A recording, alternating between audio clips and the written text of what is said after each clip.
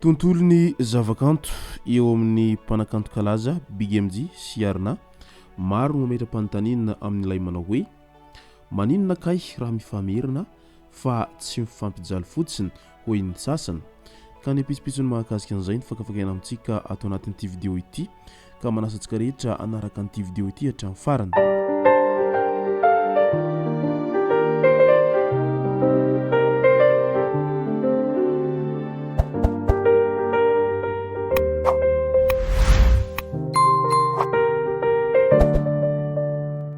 Ny tonga tsy miaraba hono na mantesitra ka dia faly miaraba isika rehetra mpanaraka tsy tabaka an'ity chaîne ity nitendako amin'ity androandroany ity arakan'izay efa natsipiko zay dia ny mahakasika ny mpanakanto Big MJ sy Arna no tenina iompanantsika ato anatin'ity vidéo ity fa milohan'izay dia andao aloha ho resantsika ny tsara ho fantatra mahakasika an'ity mpanakanto kalaza izay azo lazaina hoe grand maître no sady namorona anireny gadona salegy ireny sy nahafantarany be sy ny maro an'izay hoe gadona salegy izay. Andao ho fantarantsika ny mahakasika ny mpanakanto Tianjama.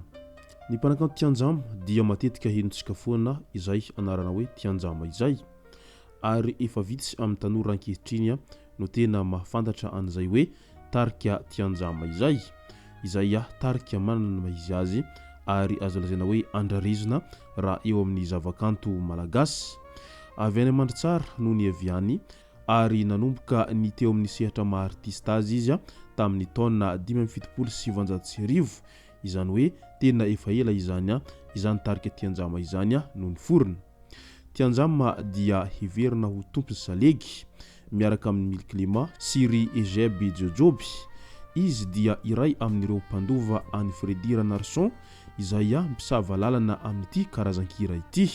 Nitondra miavaka ny salegy izy dia ny antosy ary nanamafy ny hirany mahajanga izay faritra fiaviny. Tsaroan'ireo mpankafy taloha tamin'ny taona 70 izany anaram-boninahitra Soanada izany. Ny tanora amin'izao fotoana izao dia azo antoka fa vao manomboka mahita izany.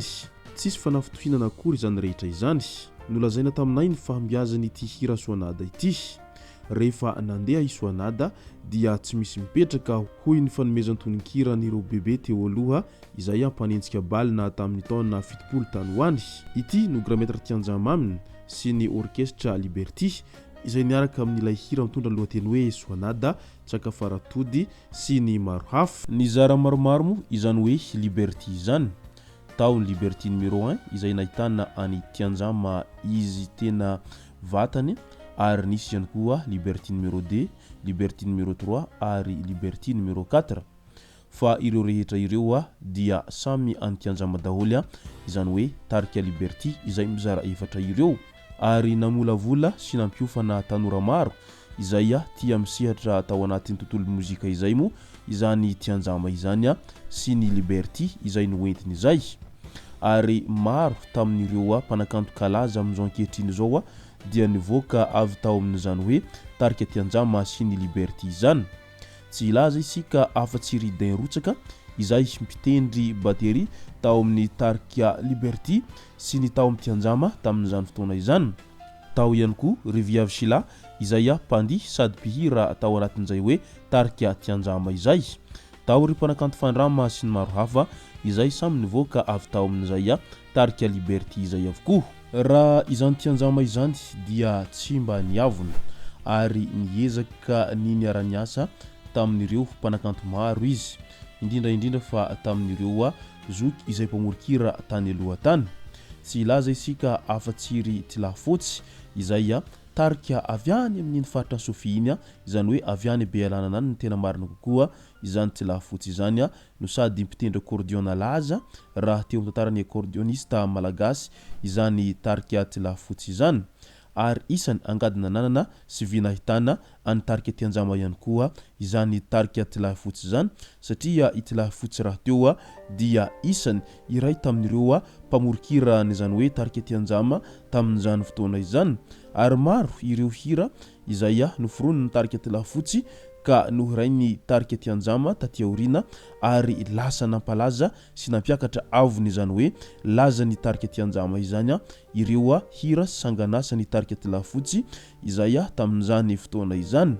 midika izany fa tena nahavita be raha izany tarika tianjama zany a raha teo amin'ny tantarany mozika sy ny zavakanto malagasy ary nitondra avony izany hoe tena hira mahamalagasy amin'ny mahamalagasy azy zay a indrindra fa ny gadona saligy sy ny gadona nentim-paharazana avy any amin'iny faritra ny Sofia iny izany tarika tianjama izany ary efa maro mo ireo izay toerana nanaovany seho na tao Madagasikara na tany ampitan-dranomasina tany ary mbola mipetraka foana nilazana izany tarika tianjama izany mandraka tiany androany raha izay ny eo amin'ny mahakasika ny tarika tianjama sy ireo zava-bitany